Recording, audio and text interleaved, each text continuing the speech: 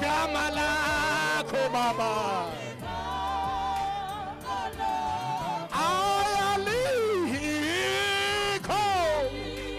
alikho igama elimnandi igama lakho igama lakho shika phathana basika uNkulunkulu ezulwini phezulu uNkulunkulu emhlabeni phansi uNkulunkulu emanzini phansi komhlaba igama lakho likhulu ngobuqhawe igama lakho lihle liyabongeka emhlabeni wonke igama lakho linamandla igama lakho liyakhulula liphakanyisiwe sithi baba khazimisa uJesu Kristu indodana yakho namhlanje ebusuku ngezwi lakho izwi lakho lithinta intaba incibilike izwi lakho lingumlilo oqothulayo izwi lakho linamandla liphilile izwi lakho libukhali kunezinkembe ezisikandlangothi zombili izwi lakho lahlukanisa ithambo nomkantsha izwi lakho lahlukanisa umoya nomphefumulo izwi lakho liyisanda esiqhephula amadwala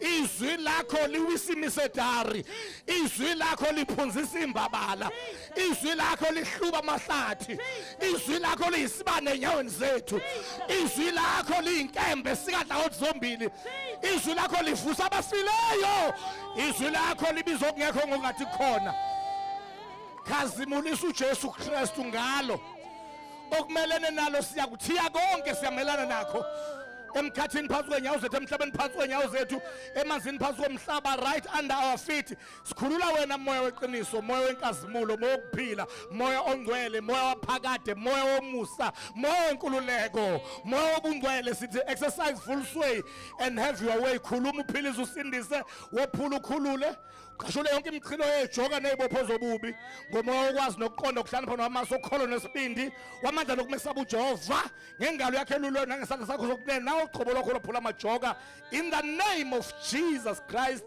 of Nazareth amen.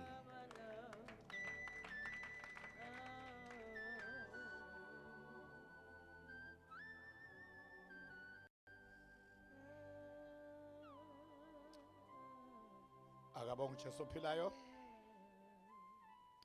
angithathe leli thuba kuqala kunakho konke ngibingelele ogcotshiweyo kaNkuluNkulu nesitsha sikaNkuluNkulu the woman of God Mpostoli Dr. M.T. Sithole uMama Jobe our Deborah of this nation and the mother of all nations ngegama lika Jesu Kristu waseNazareth ngiyambonga kakhulu uNkulunkulu ekubeka enhlizweni yakho uba ngibe yisitsha ukukhonza ibandla lakhe lifa lakhe nakulena futhi imvuselelo alibonga igama likaJesu okuyiqiniso ukuthi uNkulunkulu uzosebenza ngaye uzomgcina nongaboni uyozabone iKZN kuze kuphunywe kuyena kwamanye ama province ngoba uNkulunkulu usemsebenzini alibonga igama likaJesu.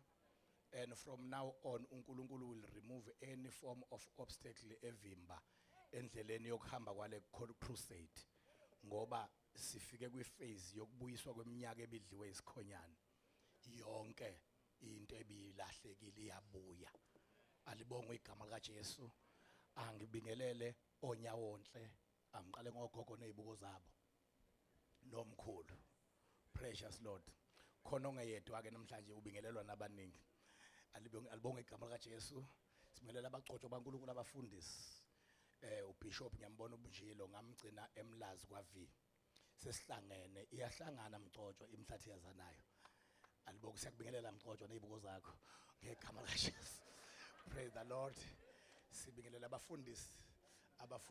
abafundisi bonke abakhona amakhosikazi omama befundisi abasizi beonyawonhle siyabingelela ngegama likaJesu sizwile uMama uJobe lapha ebeka ukuthi ungathi umuntu akabonakali kanti kunomlilo awubasayo ebackseat wena ubone kuvutha phambili kanti khona othela upetrol khona othela amafutha alibonga igama likaJesu and at the right time aqhamuka beku forefront nizwe ukuthi ayikanti kube kwenzeka nje ngemuva kuyezwala bazalwane sibingelela uNelson Bhototso Dladla umfundisi wala eClermont ke abafundisi bonke abakhona base CFC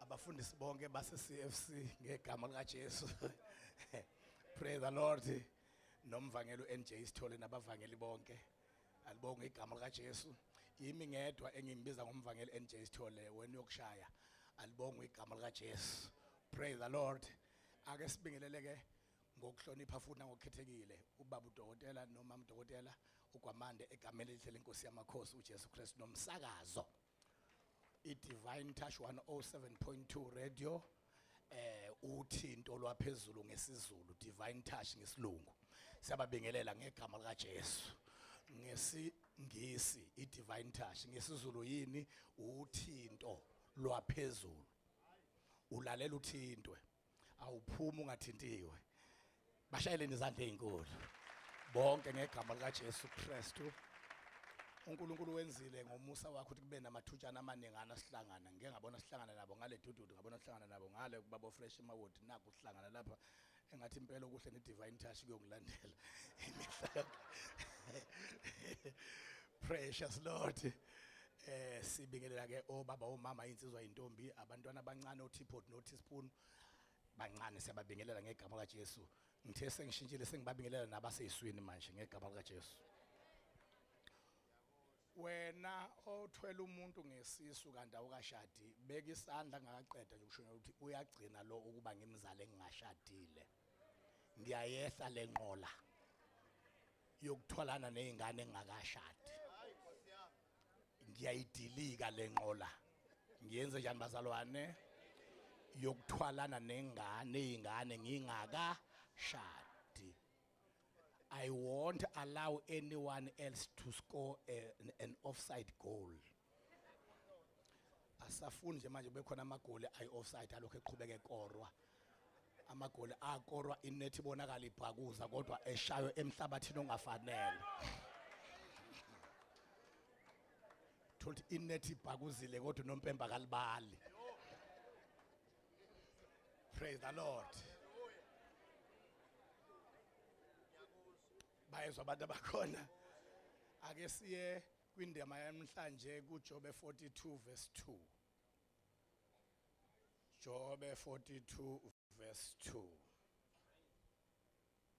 Hey madoda incwadi yakwaSithole ke lena umfundisi uSithole wemfundisi uSithole yini engathi iverse lika Bhuti le azivule incwadi lika Bhuti nje Precious Lord Jesus isibonge sabusiswa phela ngoba kuhle ukubalwa ezintweni zaphezulu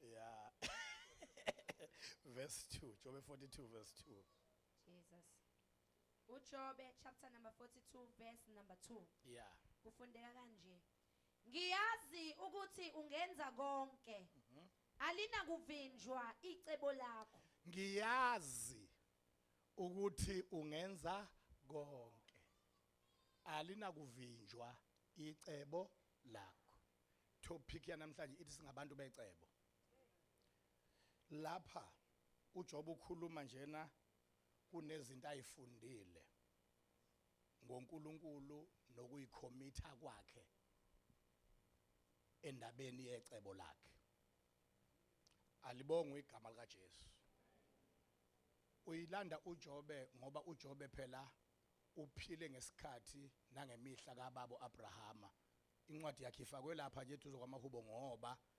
ipoetic book so kumele isondaleniswe kanye nezinye ezipoetic kodwa yena isikhathi aphile ngaso akusona so David laba bacula amahubo esakhe ilesiyana alibonga igama kaJesu uJobe abantu abayilandela indaba kaNkuluNkulu bayitracer kwaze kwazaleka icommitment enhlizweni yakhe uJob ukuthi uNkulunkulu okukhonzwa ungavumi ukuxabana naye uma limchaza iBhayibheli lithi kwakuthi ngishiya ingane zakhe zijabula zenza iphathi zisuka emzini waleziyo komunye zenza umcimbi birthday party yena abesala enza ama sacrifices enza imhlatshelo ethi kufuze ukuba zijabule kabi zaze zamthuka uNkulunkulu ngoba makuthiwa khona engafuni ukuthi asuswe eduze kwayo yilolu hlobo lukaNkulunkulu. Alibonge igama kaJesu. Uyithatha apha uJobe lento uyitholile uJobe lento from the beginning ukuthi uNkulunkulu uyanamathela ecebweni lakhe. Isitha umzamo wokulwa necebo ngoba icebo liyalwiswa. Tshelo sethu ukuthi icebo liyalwiswa. Umzamo wokuqala attempt number 1 wokulwa necebo siuqale kule ndaba eniyazi nonke ngabantu abenziwe befuza uNkulunkulu. Alibonge igama kaJesu. uNkulunkulu uthe uma ethi masenze abantu ngomfanekiso wethu wayese engaqali ngokwenza abantu ngomfanekiso wakhe. Waqala ngokwakhe icontainer yomuntu. Kodwa kade ethe yena masenze abantu ngomfanekiso wethu. Uma esehla kangenza umuntu ngomfanekiso kaNkulunkulu wenza icontainer yomuntu. Ngoba icontainer yomuntu ayinamfanekiso kaNkulunkulu. Ama-container wafana, amanye ziphongo ezinde, amanye ezimfishane. Ungaye esibukweni ubusuthi ngibona umfanekiso kaNkulunkulu, akuwona umfanekiso kaNkulunkulu lo icontainer ifuze nje abakini ibheka kahle la komkhulu nomalume uyothola ukuthi awufuze uNkulunkulu, icontainer ifuzela abakini. Bayezwa abantu abakhona? Uthe uma esiyakhile icontainer yanganyakaza. Ngoba akukho umnyakazo ngaphandle kaNkulunkulu. Yalala yathula amehle khona, inyawo zikhona, izandla zikhona, ingekho into engekho kodwa kwangabikho umnyakazo up until God stooped. Waphefumulela umoya wakhe kwicontainer. Ngenkathi ephefumulela umoya wakhe kwicontainer wayeziphungula. He was taking a certain percentage of himself. Waye minaza ingxenye yobuNkulunkulu bakhe. Wayethatha iportion yakhe yobuNkulunkulu eyishiya kwicontainer kusale a larger percentage kuyena. Uyangizwa umuntu okhona la endlini. Kwanele kwangena ipercentage neportion kaNkulunkulu kwicontainer, icontainer yasukuma. Icontainer yanyakaza. Ngoba ngaba kangene la engene khona kuqala umnyakazo. La engene khona izinto ziyasukuma. La engene khona obekubhabhalele kuyavuka. Shout hallelujah. Shout hallelujah. Yilesi sizathu esenza ukuthi uma umuntu esona uNkulunkulu afuna ukwenza indlela yokumredeema nokumhlenga kanti kwakungaqali ngomuntu kona kwake koniwa ngaphambi koba kona umuntu kwakungaqali ngomuntu kona kwake koniwa ngaphambi komuntu. Kodwa koningi losi zangahlengwa, koningi losi zangasindiswa, koningi losi zangashunyayezwa, koningi losi zavele zagcinelwa ukulahlwa. Kodwa mase kona umuntu uNkulunkulu wenza iplan yokumlanda umuntu. Akalanda umuntu ngoba embona eshape kahle noma emi kahle, ulanda umuntu ngoba ulandela ipercentage yakhe. Ayihlephula kuye ulandela iportion enoma iseyilandela iportion akanendaba noma icontainer ihleshulwe yiwunga umlomo usutshekile akanendaba noma amadola seyashayisana esibhedlela usulingana namashidi kodwa uthi anginendaba ngigado okungaphakathi engakufakayo akangaze ayongena ethuneni ngingakulandanga ngoba uhamba nento yami rakatara bashirana Rabakota Rabashila Bakota Rabasran Rebakota Rabashila Bakoran Shokatara Basila Bakoran. Shout hallelujah! Shout hallelujah! Le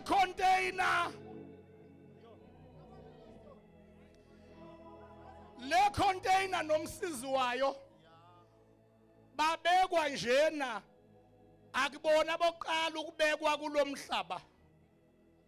Lomhlaba usulandwa ekulahlweni. Ulahlwe kade kunombusi wawo before ukulahlwa obebusa kulomhlaba. Lona kuNkulunkulu lo mbusi walahlwa nezingilosi ezazi kanye naye. Wayese redeema umhlaba, uNkulunkulu wanga redeem ingilosi ezalahlwa kanye nombusi wa redeem umhlaba. Ume uredeem umhlaba wayisakha icontainer ngothuli lomhlaba obuya ekulahlweni oredeemwa kade ulahliwe. Ngama emazwi umuntu mbili ingaphandle liyi material evele ekulahlweni ingaphakathi liyi portion evele namanje njengoba uhamba njena kunombango uhamba ingaphakathi lifuna kwaphezulu ngoba lilambele lapha elalandwa khona ingaphandle lilambele into zokulahlwa ngoba lalandwa ekulahlweni uyothi uma echazela uPaul ngalento kwaba seGalatia athi inyama ikhanuka okuphambene nomoya athi umoya ukhanuka okuphambene nenyama athi lezi zinto ziyamelana ukuze umuntu angenza akuthandayo ingani imelana ingoba imvelaphi zazo azifani so ke nezimfuno zazo ayifani shout hallelujah saqhamuka isitha sikhweleza ukuthi sekubusa omunye phezulu komhlaba kade kubusa sona bangizwa abantu abakhona sangena ngawesifazane owesifazane akangenwanga kuye ngoba weak I want you to understand that owesifazane wangenwa ngakuye ngoba kule part yombili i-male part ne-female part owesifazane ophethe i-receptive part owesifazane umamukeli ama-elements of receiving kwathi umahlukaniswa icontainer phakathi kwakhiwa icontainer entsha kamama kwasala icontainer endala kababa ipart yokureceiver yawelela ngaliya so ichaza lezi zinto ezasala nezawelela ngaphesheya so le part yokureceiver iwelele ngakumama nini ngamadoda eniganiwe nizobatshela kangcono laba abanye banizwe nini eniganiwe ukuthi ukusuke nabangani bakho bemenywe uwe nomuzi wathengwa uwe kuyikwakho uthi asihambeni siye ekhaya kodwa mabeke bafika umkakho ongeyena obamemile mabeke bamfika ehlinile bavalelisa eli wena ubamukele wena bakwazi ukungazizweli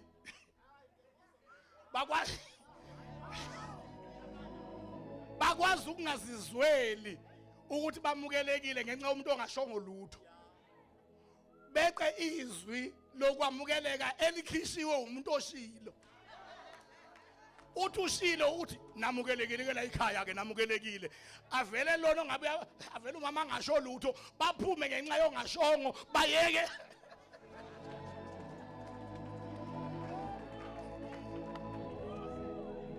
yingoba iphathi yokwamukela ayikho kumuntu wesilisa ikowesifazane so isitha sahlakaniphile saya kumuntu ogood as a receptionist ngoba inkampani zonke zimbalwa ezeza ama receptionist kube amadoda eziningi engisazaziyo zenza ama receptionist kube abesifazane ngoba zazi ukuthi ingcenye yokwamukela ilele ngapi uma ke omube efika e-reception efika kubazalwane wa introduce isono e-reception ngoba isono saqala e-reception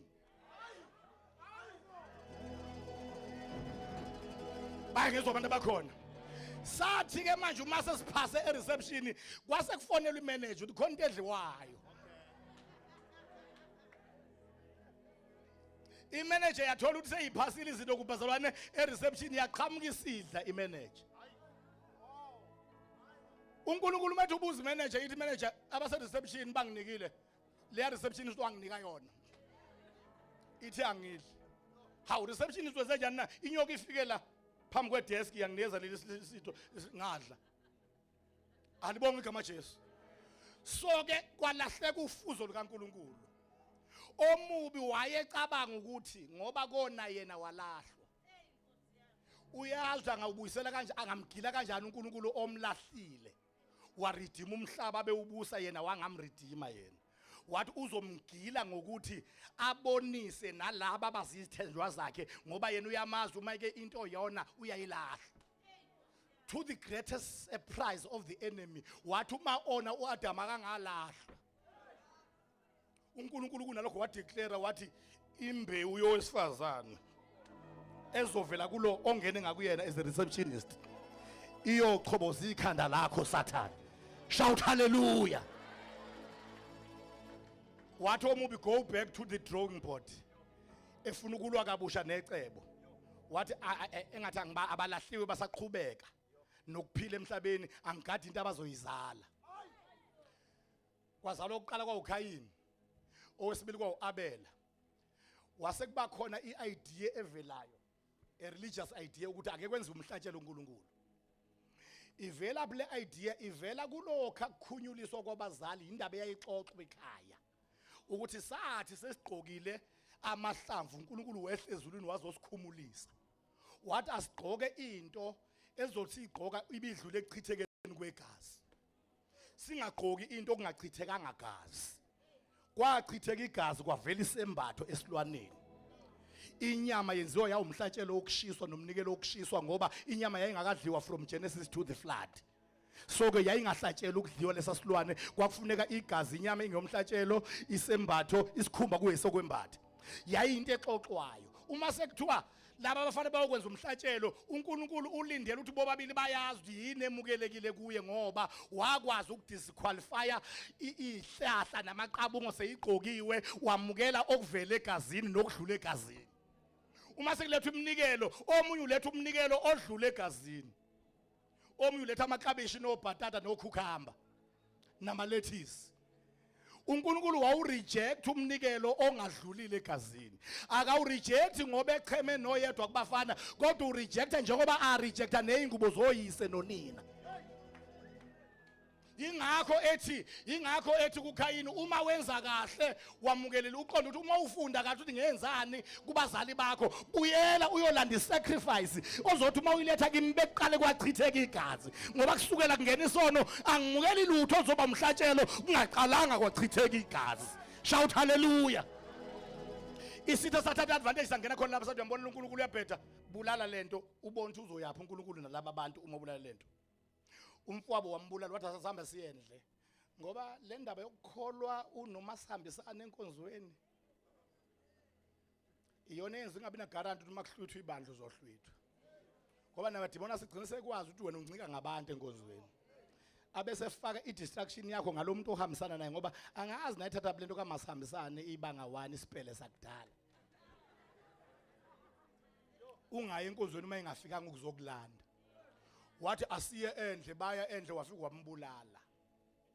The first murder on earth that took place was for religious reasons ngoba umuntu wenkola ngakubulala ababulala nangakubangwa amafa. Imurder yokuqala akuyona yombango wamafa, eyombango wenkolo ngoba inkolo has got the power to kill. Wayengeke uJesu abethele uma yayingekho inkolo ngoba inkolo has got the power to kill.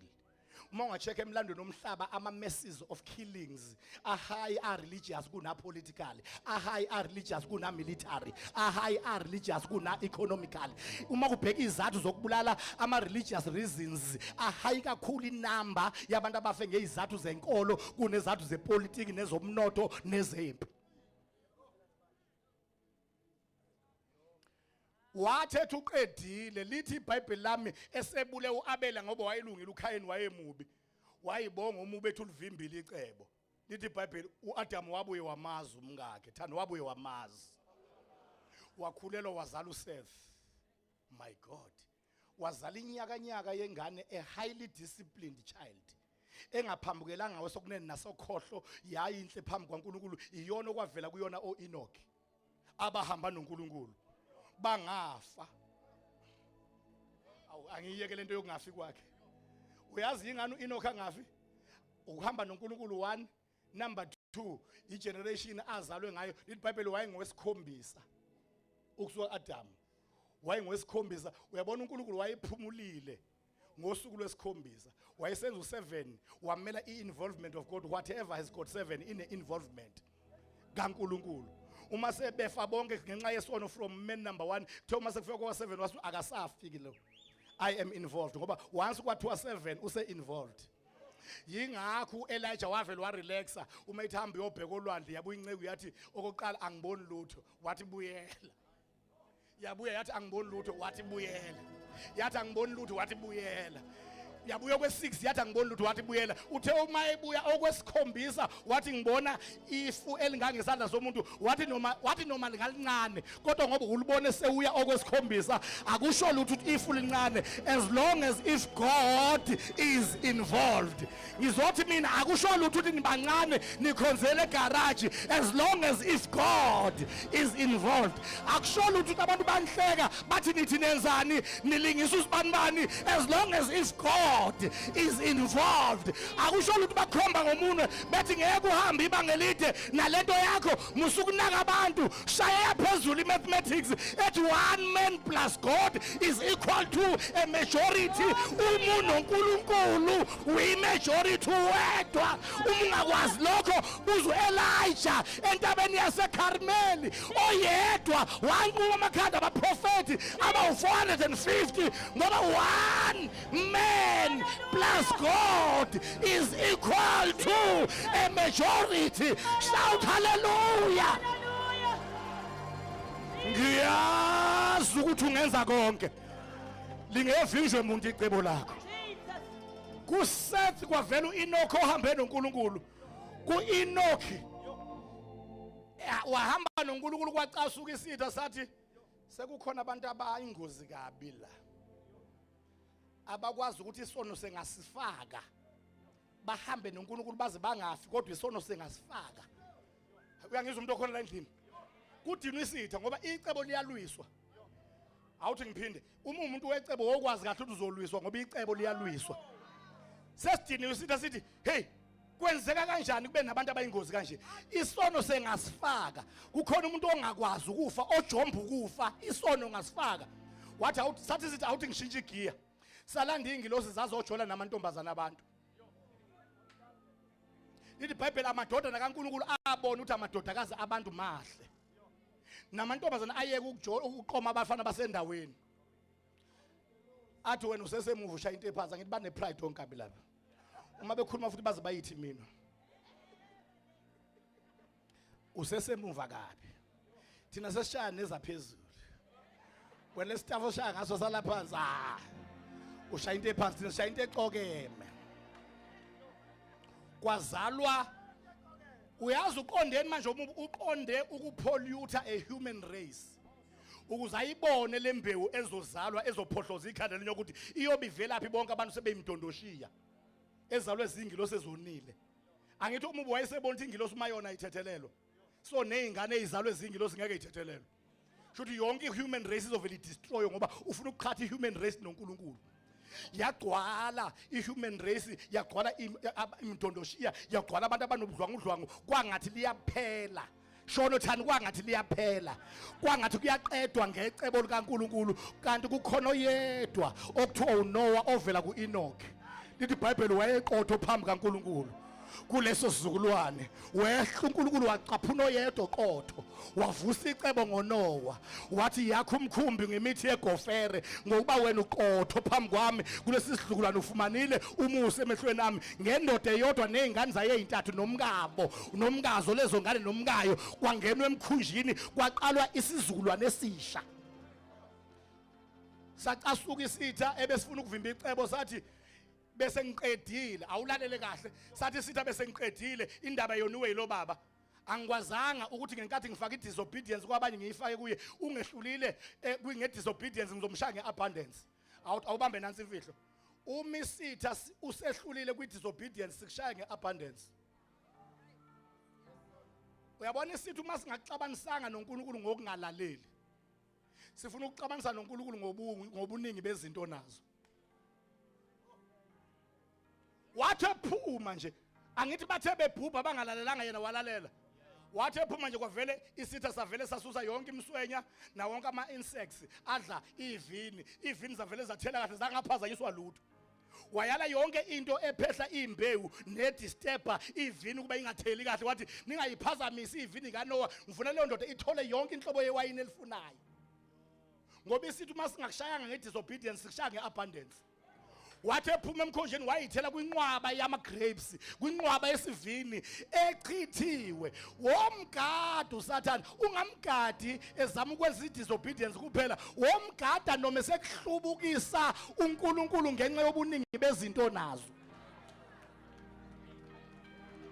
Amathuna amaningi okomoya namhlanje akuwona awabantu abangalalelanga, awabantu abathola into eziningi basutha bamkhohlwa.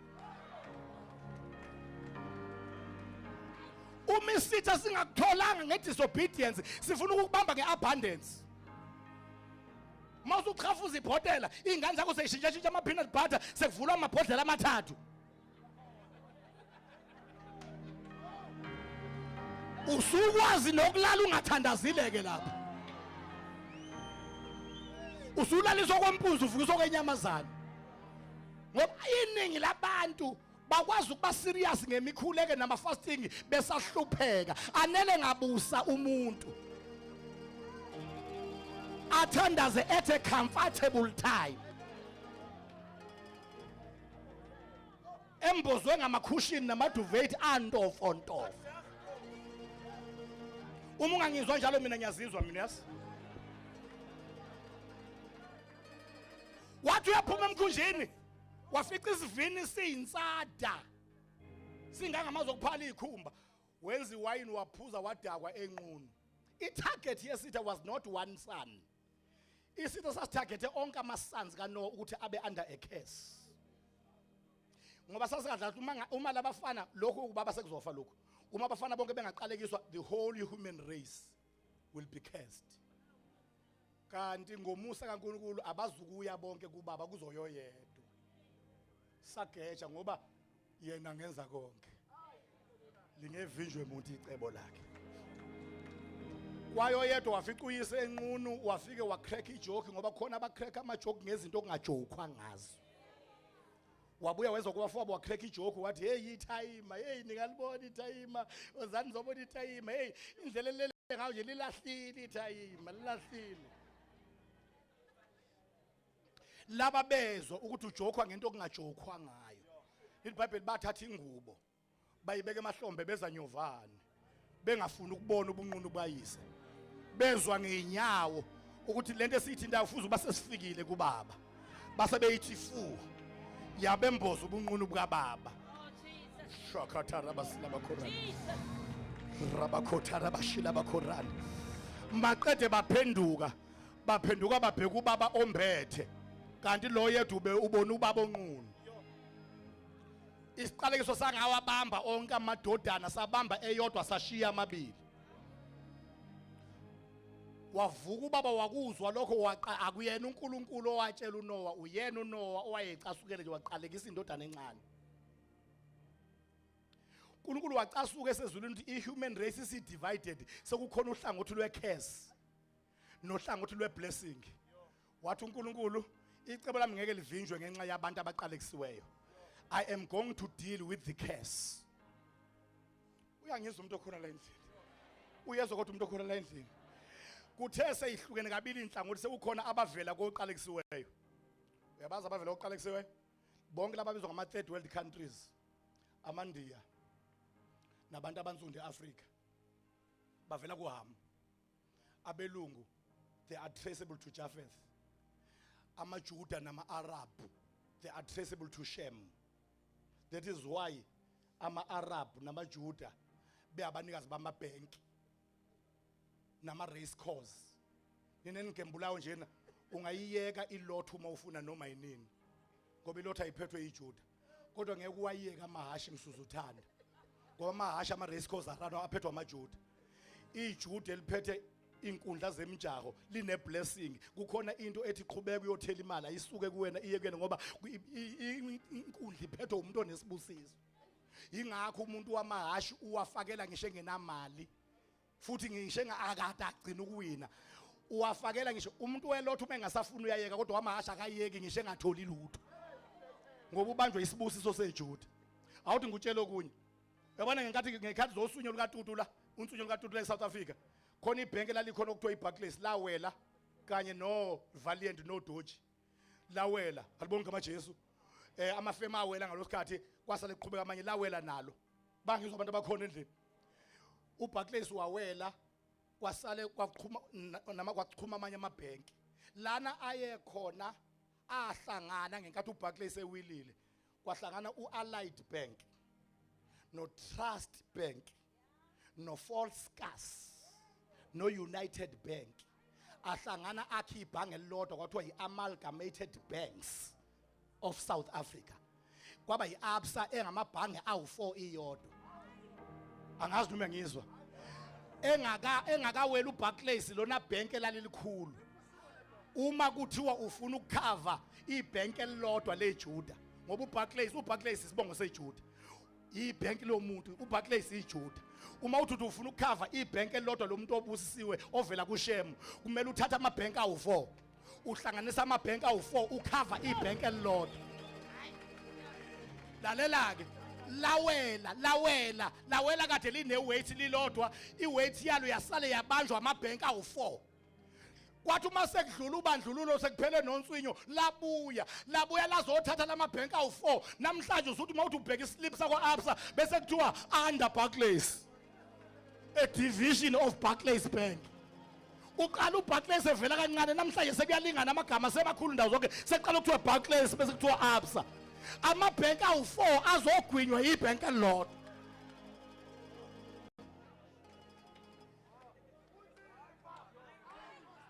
ngenxa yokuthi bavela kuShem obusisiweyo amaJuda nama-Arabhu avela kuShem obusisiweyo andibonga igama Jesu bese kuzothi amaNdiya nabantu base-Afrika bonke kusukela koNigeria Ghana kuzofika lapha bavela kuHam.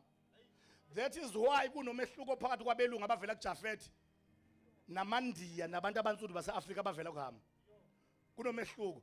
Abelungu uma ingane ihlakaniphile ithola distinction iphasa ku-maths ne-science kuhlangana omakhelwane nabantu be-section bathi singawa-raise kanjani ama-funds siyisupport iweli yephesha ngoba izobuya izophakamisa izwe lethu lezi amaNdiya nabantu abansundu e-Afrika uma ke kwatholakala distinction ingane kwi-section nabo bayahlangana bathi singawuthola lapho umuthi OTT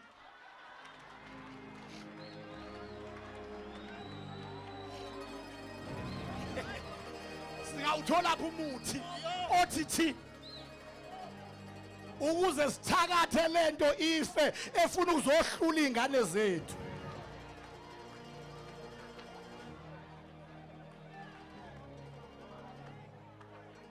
yini phela ngakumina yini eyenza umuntu onsundu abona into enhle komunye afuna ukumdestroya ingoba uvela kubaba ngokwenyama biological everybody say biologically owabakhest wabona ubunqunu ukuthakatha phela kuhamba nekhesi ngeke uthakatha ungena khesi ngoba umuntu othakathayo ubanjwe emzini womuntu enqunu ngoba ubamba ispirit sobunqunu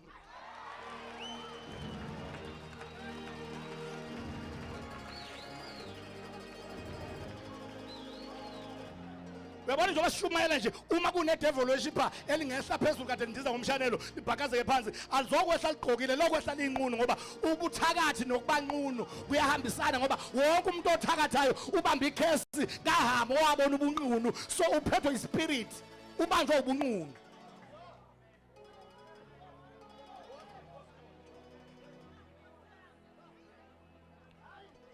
uNkulunkulu wathi I am going to restore the human race ngeke livinjwe umuntu icebo lami kodwa uma sengirestorisha ngizodila ngalokhanani oqale kusuke ngiqede nya bese ngizobuyisa uHam ngim-embrace waya eUri lamakhaledi wafica umfana omncane wafica umfana onjani bazalwane ngiyazi ukuthi wena ungenza konke lingevinjwe umuntu icebo lakho lo mfana kuthiwa uAbraham ezalwa uThera kwi-Uri lamakhaledi into eyenza ukuthi uNkulunkulu akhombe lo mfana emncane ukuthi laphana eUri lamakhaledi kwakukhonzwa ilanga besuka njalo beyesontweni beyokhonza ilanga umkhulu kaAbrahama noThera uyise kaAbrahama naye uAbrahama esemncane ethathwa unini egoniwe wazi uyihambela naye ngelinyawo wathi uyise ngelilanga eya naye wathi siyaphi baba kanti uNkulunkulu uyezwa ngoba khona into ongayikhuluma ukhala inyembezi iminyaka ucabanga ukuthi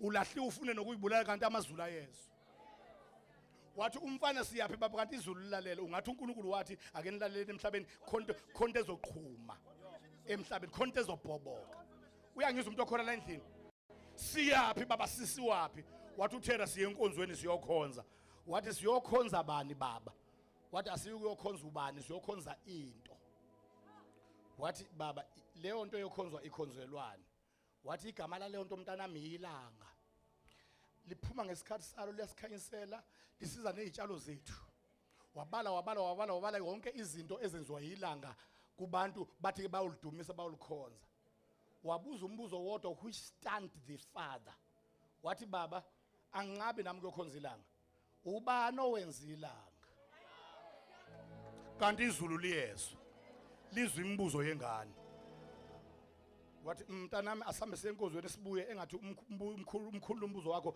so ubuza kuba priest phambili uma kufika kuba priest kwathi kuyaphunywa esontweni wathi uAbraham baba singahamba nyanga sibuyele ekhaya ungasabuzanga nanga umfundisi buza ubani kade ngibona nikhuleka kulilanga ubuza kunanga umpriest ubani owenza ilanga waye uThera umpriest wangikiza phambi kwaThera wabona na uThera uthi lento esikhonza ingane iqinisile iyabona ingane ayikho nompriest akayazi lento ayenzayo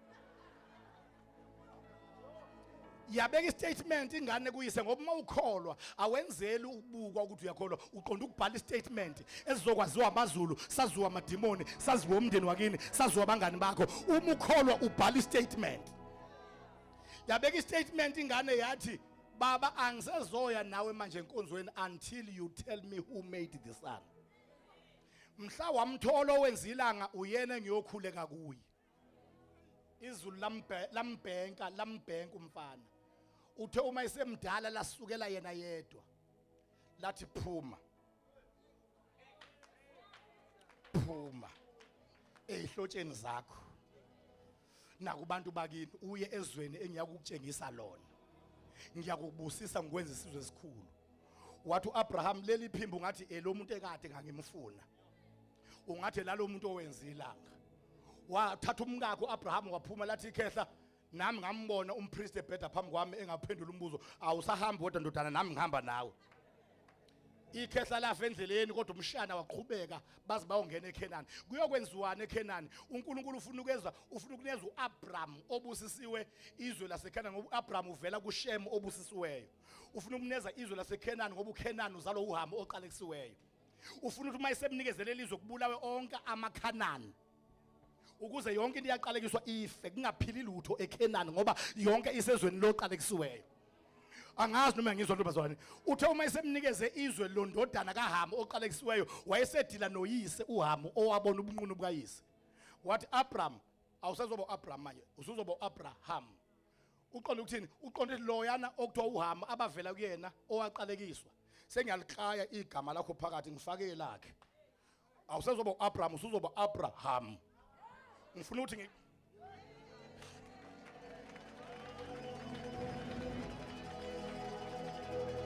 ukuthi ngifuna ukuthi ngiqambe ngikubusisa ngibe ngibafake phakathi kuwe nabavela kuloya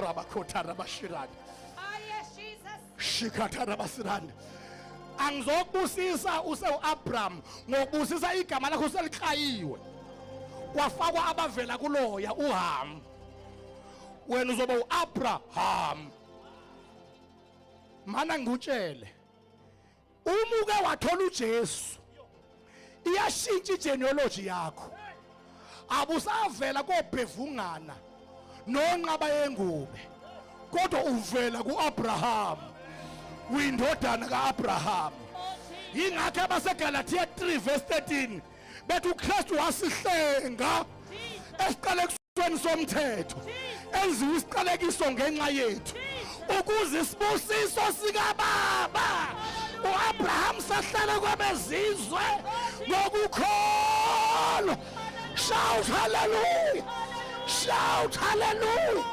shout hallelujah rabakhotha rabashira bakhorana rabakhotha rabashirana umuntu oyibambini imfihlo umuntu oyibambe kahle imfihlo akajabula uma ebizwa ngoyise emkhulu bokwenyama ababiological ngoba oyisemkhulu they are traceable to the cursed man. Uham umuntu ohlaniphile ujabula uma ebizwa ngoyisemkhulu wokomoya, ngoba uyisemkhulu wokomoya is traceable to Abraham. Uyazi umanqele uthi abanqumalo nakomanqele bayahlangana, ungasho uqede lento yakhona esho kuthiwa zwide sothondoze usho yonke into eshoyo anginyakaza ngidikiza ngoba awukangithinti. Thani kimi ndodana kaAbrahama, thani kimi ndlalifa yezulu, thani kimi nqobi wabanqobi, thani kimi wena ohlazwe ngegazi. Shikatara basila bakorani, shikatara basilande, rebakotara bashila bakorani, rabakotara bashila bakorani.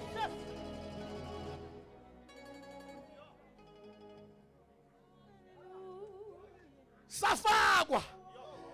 Tshela sathi zonke uthandisa njani bazwane? Safagwa. Shona uthandisa njani bazalwane? Ngokuba yena ngenza konke. Lingevinjwe umuntu icebo lakhe. Ngenxa ukuthi icebo liyalwiswa wabuya omubi. Weza kuAbraham. Sihamba nawe nje kahle. Sasizocrossa ku center line.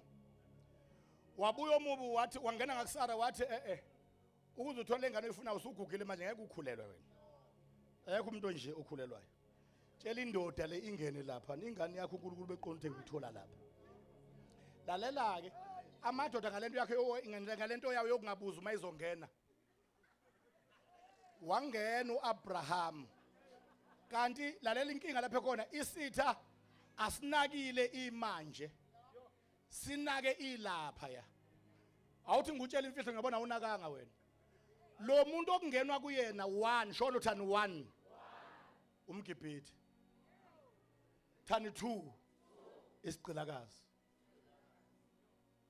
iBhayibheli linalento yokuthi into yenza ungakazali ingane. Once wangena kuyona nabasokhalweni bakho abakuwena obathwele sebengenile kuyona. Ingakho amaHebheru ethi uLevi wanikela okweshumi esokhalweni kaAbraham, kanti wayengakazalwa uAbraham wayenikeza uMelkisedeki okweshumi. Ngenkathi enikezwe okweshumi uMelkisedeki uLevi usokhalweni watithe. Ngama imazwi ungajoli ungakazali.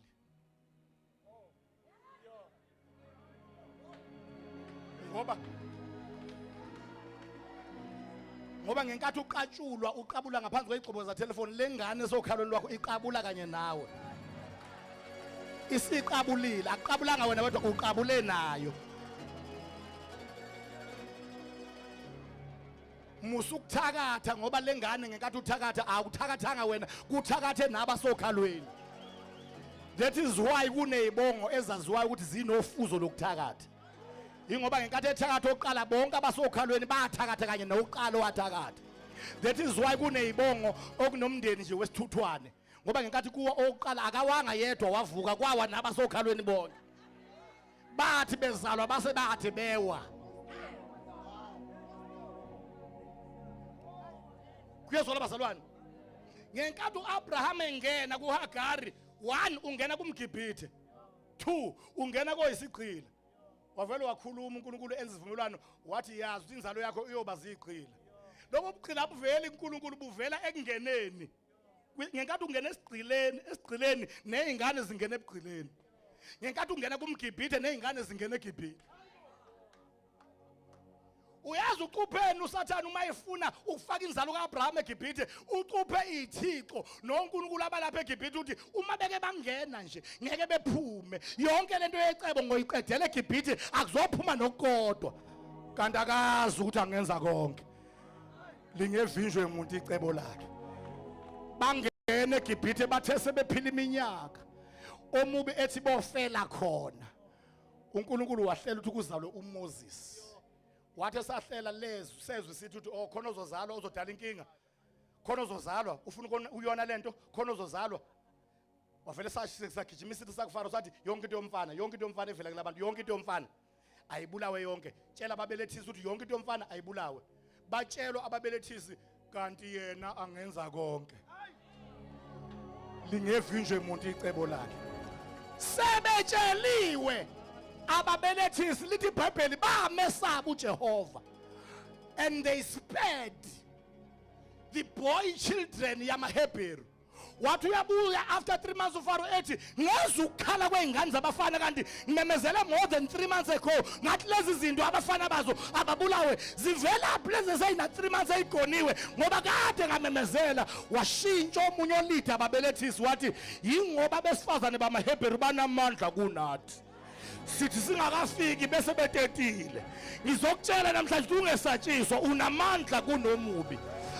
uNkulunkulu engakuwe ubani ongamelana nawe. Ninikeziwe amandla wonke okunyathela inyoka nofezela nidlokubulalayo ningafi. Shout hallelujah, shout hallelujah. Sikhozo namandla yena ngeza konke lingevishwe umuntu icebo lakhe noma ngadiliswe emsebenzini kuzozalwa umsebenzi ozoza ne double salary. Noma ungaphuma emshadweni uNkulunkulu uzokulethela a partner ozoba i double comfort. Noma ungaba inkinga ujikelwe umndeni nozalo kodwa azokuvusela bona bazoba isibusiso uyokhohlwa usizo odlule kulona. Shout hallelujah. Yena ngenza konke lingevishwe umuntu icebo lakhe.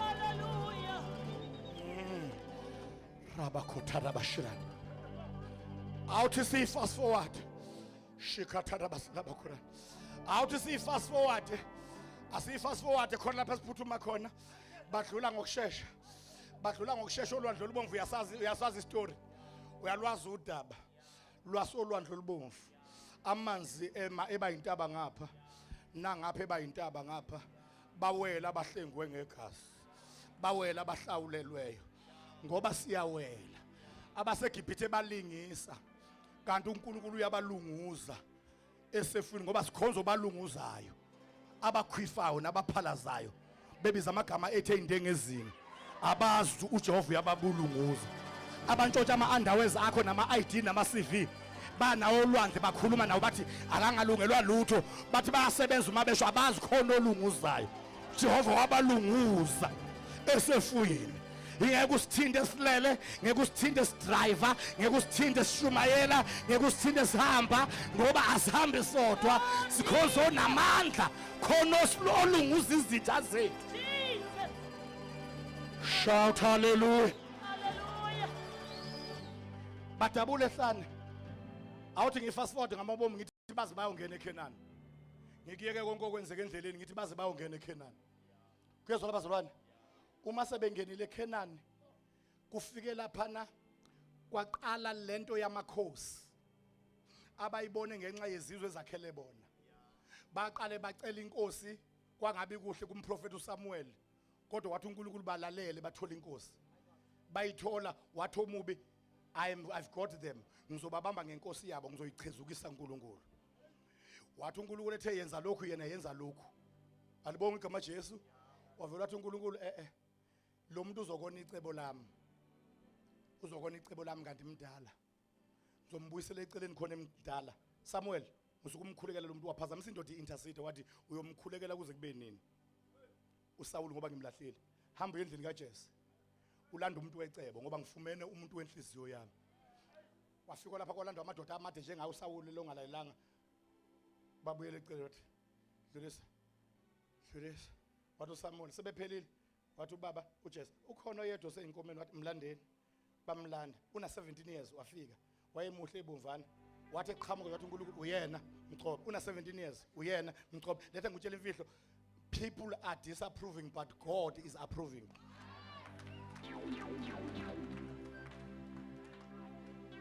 Awuthi ngixoxe nomuntu wecebo. Uyabona akuvamile ukuthi ukhethe umuntu ozo approve abantu mawushada noNkulunkulu approve. Akuvamile futhi ukhethe umuntu ozo disapprove abantu uma ushada noNkulunkulu disapprove. Kuvama ukuthi uma abantu be disapprove uNkulunkulu approve. But uma abantu be approve uNkulunkulu disapprove. Wena okwakho ukuthi unaka ipurpose yini noma unaka people ukhetha phakathi kophika people no purpose.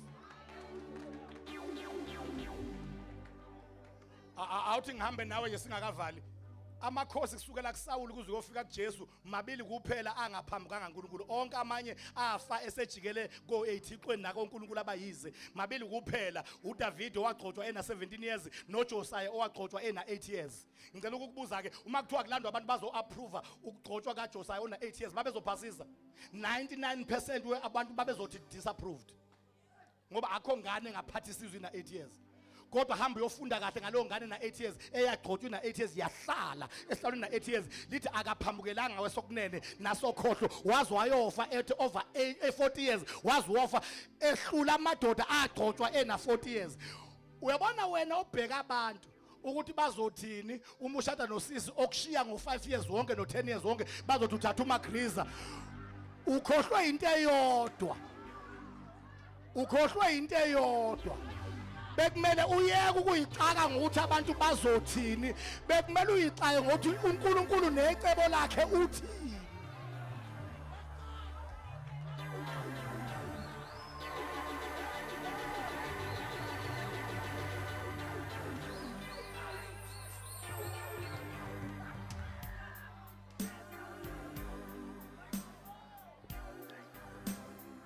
Praise the Lord. Shout hallelujah. Umufuna ukuba fulfilled in life. Everybody say fulfilled. Musuganelwa ukuthi abantu bazothini. Ganelwa ukuthi uNkulunkulu necebo.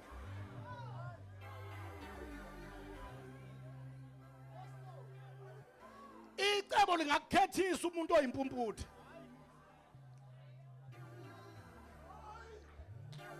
Ozothi umthandazela uphinde umdonse futhi ngengalo.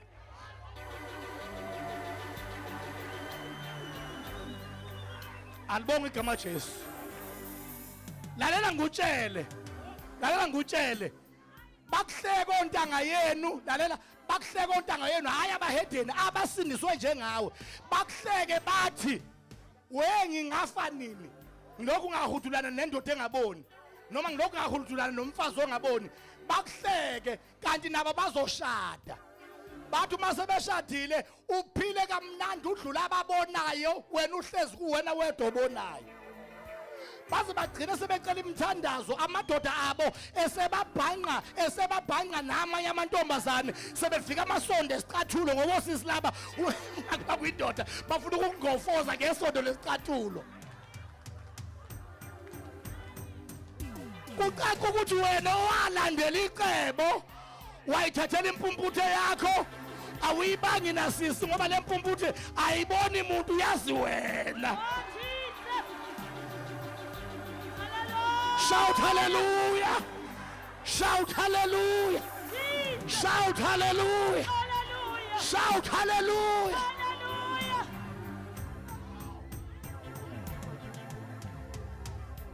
Ake ngutshele wena ungenza konke lingefinjwe umuntu icebo lakho.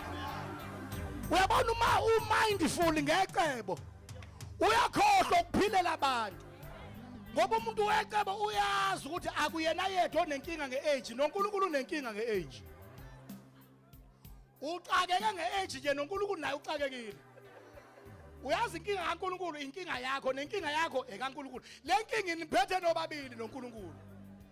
Inkinga kaNkulunkulu ngoba awuyazi awuthi ngutshele.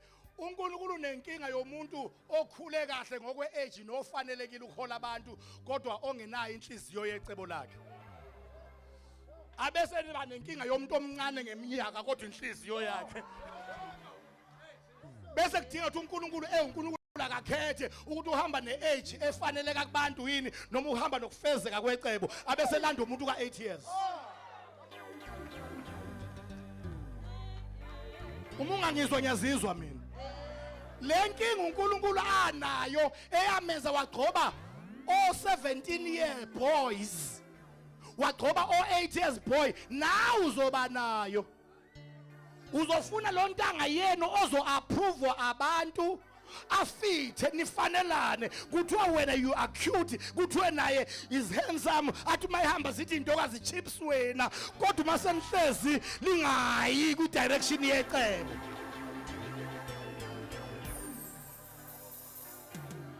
Uqhamuke usisi omdala uma ubhuti kuqhamuke ubaba omdala uma usisi athi uNkulunkulu that's the one.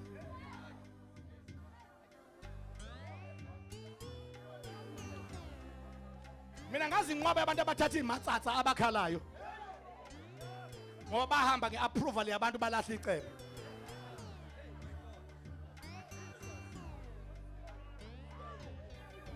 Mina ngazi inqoba yosisi abathatha Mr Personality no handsome abakhalayo kumanje ngoba bafuna ukuimpress abantu baliphambana necebo. Shout hallelujah. Shout hallelujah. Ngiyazi ukuthi ungenza konke. Lingevinjwe umuntu icebo lakho. Kwathu mayisekhethi uDavid. Wathi omubi.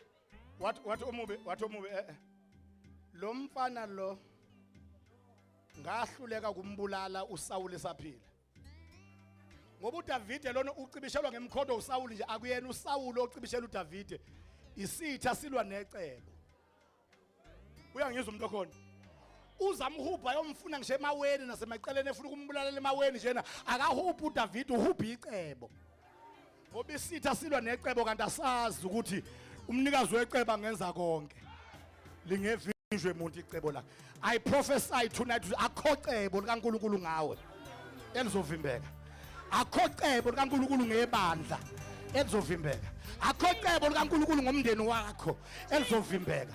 Akho cebo likaNkulunkulu ngeGod's army elizovimbeka. Akho cebo likaNkulunkulu ngezingceku zakhe ezimesabayo uNkulunkulu elizovimbeka. Shout hallelujah.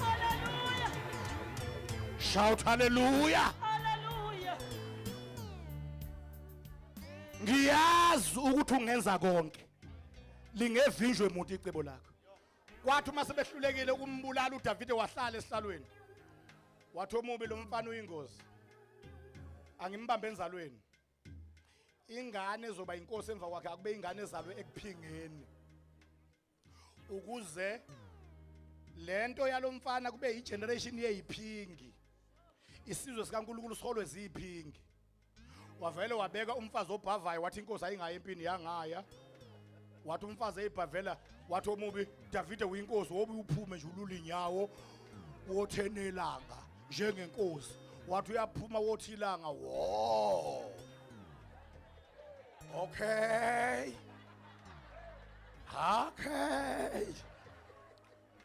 Wenceku yami usebenzi khona usisi obhavayo lapha usho umfazi womuntu uthi usisi ngoba khona abantu ababhedeka kabi ababiza abafazi babantu ngosisi. Lokutshela nje mina uma ufuna ulanda isiqalekiso qhubekana lo mbhedo wakho ukubiza abafazi babantu ngomabhebeza.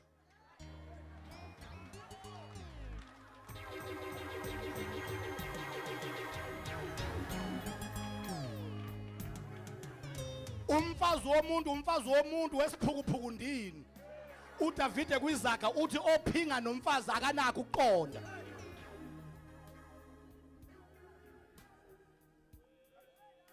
Wathi akalandwe walandwa. Wenza sure omubi ukuthi makuhlanganwa nje siyahlala isisu. Savele sahlala wayibonga umubi wathi inkosi yokuqala ezohlala esihlalweni emva kwalomuntu lo inzalo yesiphingi. Ozalwe evele kuphingeni. Yabona ke ngizoqeda ngecebo zonke into kwaIsrael zophinga zonke ngoba makuphingwe phezulu. Kophinga zothi phansi. Phela iplan kaSathane ukugawula imsadari imsaypress iwele. Mokwaginqa umsedari imsaypress iyayilalela. Yazalwa ingane wazila ukudla uDavid sigula. Ingane yami baba qala nokuthola umfana. Ngicela uyisize ufastile. Ngoba khona abantu abacabanga ukuthi fasting yokuthwista uNkulunkulu intamo. Wathi uNkulunkulu nami lento oyithandayo yokuba nendodana nami ngiyayithanda ukuthi ube nayo nawe. Njoba ufuna indodana nje nami ngifuna nawe ube nendodana kodwa le ayifele. Zila uqeda uma usuqeda ukuzila ukudla uhambe uyongcwaba le ngoba iyafa le. Baba ngathi ngizilile ngifastile. Wathi ingane yami izofa wathi hayi lento oyizilela uzoyithola akithi uzilela ukuba nendodana indodana uzoba nayo kodwa le izofa le. Angamtshela uNkulunkulu ukuthi ufuna ife ngoba izokona icebo. uNkulunkulu uya eliminate izinto ezihamba phambili kanti izokona icebo. yabo njengoba nikhala ngabafundisi abaphingayo nabashumayela abaphingayo nje ningababangela umsindo bayekeni uNkulunkulu uyakwazi ukubuyisela eceleni izinto eziphingayo ezokona icebo avusa into ehlanzekileyo ngoba uNkulunkulu owenza indlela ezimgoci zibe izindlela ezilelezekileyo. Praise the Lord. Yafa emva kwalokho ku same mama. Shona everybody say same mama. Same mama kwazalwa uSolomon sekushadiwe kungasaphingwa. Kwazalwa uSolomon kuye lo mama ayomunye. Kwawu same father, same mama kodwa kwazalwa a different son. Namhlanje uma ucabanga ngoBathsheba awucabange ngomfazi owaphingwa ucabanga ngomama owazala ingane ehlanu phekunabo bonke abantu emhlabeni ngoba uNkulunkulu uyakwazi ukusula ihlazo lomuntu abeke into ezo impress umhlaba. Shout hallelujah. Hallelujah. Wathi omumbi okay ingane ebiphinga ifile angibambe yena lo angimnikeza abafazi abaningi noma engasaphinganga kodwa akabathi inqwabe yabafazi. Waphatha inqwabe yabafazi bamchezukisa waze wagcina esenza amathempeli eindaweni eziphakemeyo ehlabela omuloki kwaze kwakhona nentaba okuthiwa intaba yokonakala. Alibonga igama Jesu. Kodwa uNkulunkulu yena waqhubeka wapreserve irace khona kwaJuda kwalandela ababhedayo emva kwaSolomon kwaze ove uJosiah wathi uyalivusa uphondo yena yedwa emva kokufa babe babheda futhi kanti uNkulunkulu planile. Kuthe besaqhubeka emndeni kwaJuda ngoba isithe sasazi ukuthi irace ezobuyisa izizwe zonke yakwaJuda. Kwahlala indlovukazi okuthiwa uAthaliya kwathi uma kufa ingane yayo yabulala bonke abayimbewu yenkosi ifuna ngaphinde kube khona inkosi evela kwaJuda kanti kunowesifazane ozothatha indodana yenkosi ayoyifihla ethempelini. Kwathi efe onke amadodana enkosi kwakhona efihliwe ngoba uma ibandla linabantu ngempela abangama prayer warriors nama intercessor baba nembewu nensali efihlwa ngomkhuleko. Isitho sithi siyabaqeda abahla benhliziyo kaNkulunkulu kanti khona bensala abafihlwe ngomkhuleko. Shout hallelujah. Wafu Athaliya leyo ngane yaqhubeka irace yamaJuda yobuJuda yaqhubeka leyo race kwaze kwafika isikhathi sokuthi okhonjiwe wecebo azalwe. Wathi eyikhela amanzi uMaria yafika ingilosi yathi wena obusisiwe sifazaneni inkosi nawe sezothandaza sesifikile isikhathi sokufezeka kwecebo uzokhulela uzala indodana uyiqamba igama lokuthi unguJesu ngokuba nguye thani ngokuba nguye oyosindisa abantu bakhe ezonweni zabo. Wakhulela uMaria wazala wezwa ukuthi usefikile umuntu ozokuphohloza ikhanda lenyoka engathi yonakala lento awuthi ngithinta uHerod musukulala Herod kuyabheda khona into ezelwe la endaweni yakho ngangugcine uyinkosi enohlonze awuvumeli noma yini into izogudluza wena. Uma ungayitholi thola konke okuyi-age yalabo abantu abakhuluma ngayo ayizazi ubulale kwasani. Amabutho alungisa imkhonto alungisa izenze ezobulala kwasani ethaqeda icebo kanti umuntu ozofatherisha indodana yecebo umuntu one-Ariel yaphezulu. Wathelele wathi uNkulunkulu vuka uthatha umntwana nonina ubalekele eGibhithe ngokuba uHerod ufuna ukumbulala umntwana. Akabulali umntwana ubulala icebo ngoba icebo liyalwiswa. Wabaleka uHerod uyangizwa umuntu okhona la endlini afika amasotsha abulala kwasani kwaphela yonke into kanti babulala abantu bashiya icebo. Icebo liyakhula eGibhithe onina beingane bayakhala ngapha bazilile kodwa icebo liyancela eGibhithe. Liyakhula icebo liyondliwe eGibhithe ngoba alivinjwe icebo likaNkulunkulu. Shout hallelujah. Ichazwa womunye umbhali oyihistorian uma ibhala ngamasotsha elandela uJosepha noMaria bebaleka beGibhithe ngoba bafika kwaJosepha bathola ukuthi usebalekile bathi akho ngane ezelo lapha bathiwa omunye uma wengane obelapha anisamtholanga sekufezethu zodwa ubaleke noyise bahambe ekseni babhekele amabutho abalandela kanti azobalandela nje amabutho angithi akakwazi nagijima usanda kuzala uMaria noJosepha naye akakwazi nagijima ashiye umuntu ophethe ingane badlula kuduzo komama osemasimini ohlakulayo. Hayibo angenza konke lo yabo lingevinjwe umuntu icebo lakhe.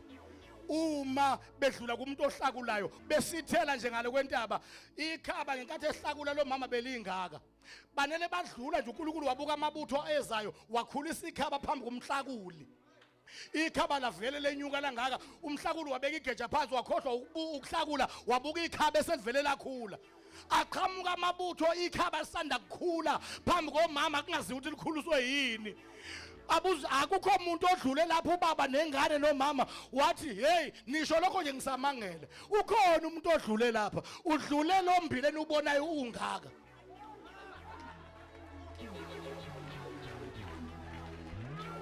amasotsha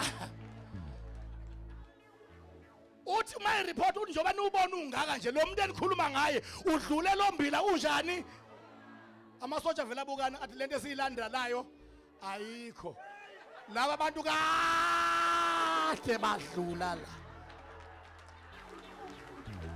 shout hallelujah shout hallelujah shout hallelujah shout hallelujah avele abuyele emuva uyazi abuyele emuva nje uMaria noJosepha ukuphi ungale kwentaba ngoba sikhonzo namandla isitha sisiyeka singale kwentaba sibuyele emuva ngoba yena ngenza konke lingefishwe umuntu icebo lakhe shout hallelujah shout hallelujah shout hallelujah shout hallelujah uyazi indaba iyapi lapha khona ibheke esiphambanweni ilapha ezobuyisa khona zonke izinto ezalahleka ensimini yase-Eden bayezwa kodwa abantu abakhona wathi umayelenga esiphambanweni ethi kufeziwe elenga ethi kufeziwe igazi lakhe selichithekile elinye liphume ngameva ekhanda elinye laphuma ngeyipikile ezandleni elinye ngeyipikile enyaweni elinye lakhishwa ohlangothini esethe kufeziwe abanye abangamabutho bayibonga bathi uJesu ufile kanti ubulawe enyameni waphiliswa emoyeni wahamba ngomoya uqonda komoya basekuboshweni abathi bengalaleli ngesikhathi sikaNoah umkhumbu sakhiwe wenza iproclamation wathi naphunyula kwinsindiso yokuqala ngomkhumbu wavula umnyango ohlangothini ngizomemezela insindiso yesibili ngomkhumbu wavula umnyango ohlangothini abazokholwa yimina bazothola isecond chance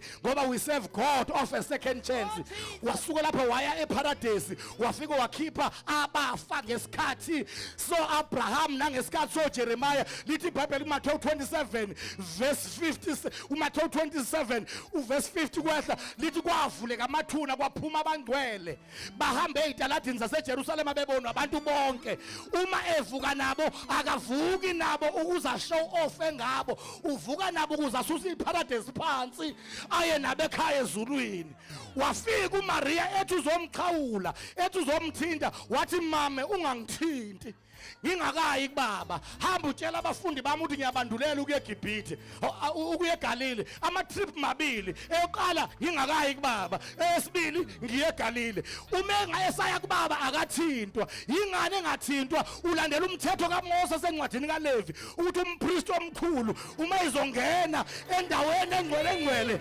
akathintwa kumele angathintani namuntu njengoba bavusile nje eparadise ufuna ukuya nabo endaweni engcwele yaphakade ezulwini wenyuka nabo abafundi bayomlindela eGalile wenyuka nabangcwele uthe uma ifika wahlangatshezwa zingilosi ngegazi esangweni wangena sephethe igazi lakhe lesivumelwano esisha njengompriest omkhulu eyongena endaweni engcwele yaphakade ezulwini engenziwanga ngezandla wachela igazi hayi leimpuzi hayi lezimvu hayi leinqama lakhe bemlandela Jeremiah bemlandela oJobe bemlandela oDaniel bemlandela wathi baba sengibuye nabo bahlangiwe walichela bahlawulelwe bahlamsiwe bakhululiwe bangena ngegazi shout hallelujah shout hallelujah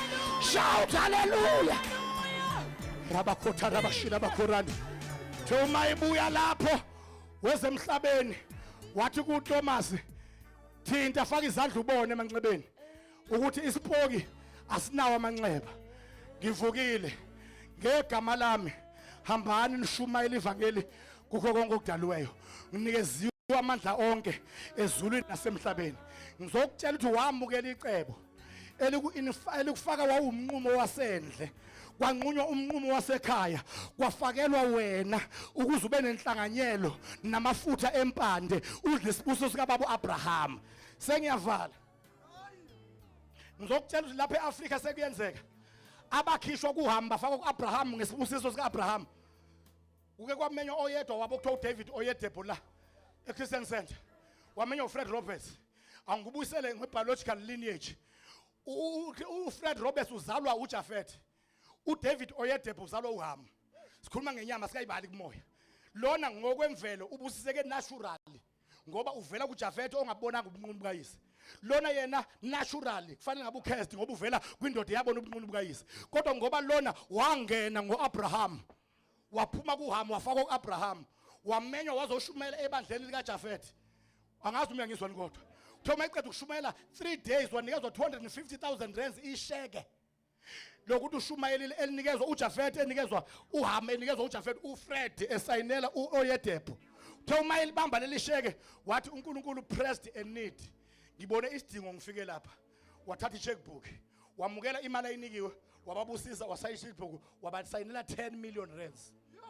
Washiya 10 million rands. Wathi uFred ngekaphinda azoshumela lapho. uJafet uyacasuka. Umedlula uHam. Ngizothi namhlanje ivangeli lizothi kumuntu onsundu vuka Ham. Ungahambi ngoline kaHam, hamba ngoline kaAbraham. Ngoba umuntu ongene kuAbraham uyam-overtake uJafet. Umuntu ongene kuAbraham uyam-overtake uShem. Umuntu ongene kuAbraham overtake amaPutukezi amaChina amandiya.